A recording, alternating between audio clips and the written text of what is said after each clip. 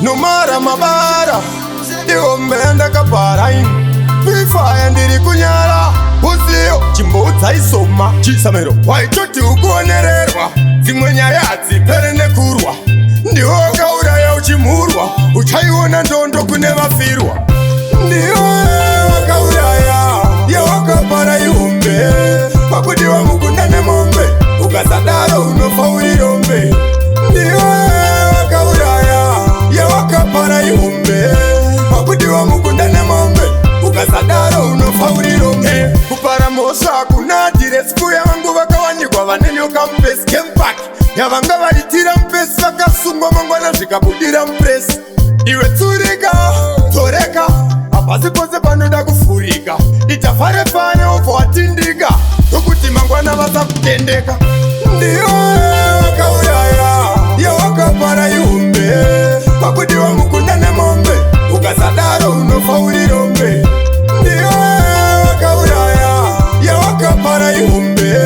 Pakudiwa mukunda nemombe Ukasadaro unofa uri rombe Ungovhura maziso kunge gonzo patikiri mbani Paitombozviti mukuru wekambani Wakafananidza nyimo nemazambani Kunyepa korona irapene zumbani Manduwe chawakadya chamuka Wakutizei kumanya uchiuruka Wakunzvenga seunotamba soka Zvawakapara zvokutsoma panika guka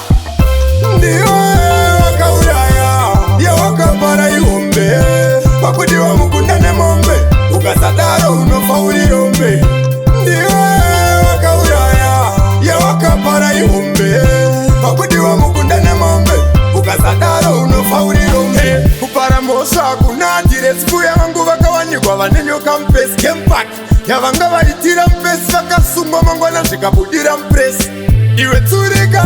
toreka Hapasi pose panoda kufurika Itafare pane obva watindika Tokuti mangwana vasakutendeka Ndiwo wakauraya Yawakapara ihumbe Pakudiwa mukunda nemombe Ukasadaro unofa uri rombe Ndiwo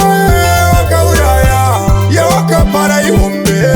Pakudiwa mukunda nemombe Ukasadaro unofa uri rombe Ungovhura maziso kunge gonzo patikiri mbani Paitombozviti mukuru wekambani Wakafananidza nyimo nemazambani Kunyepa korona irapene zumbani Manduwe chawakadya chamuka Wakutizei kumanya uchiuruka Wakunzvenga seunotamba soka Zvawakapara zvokutsoma panika guka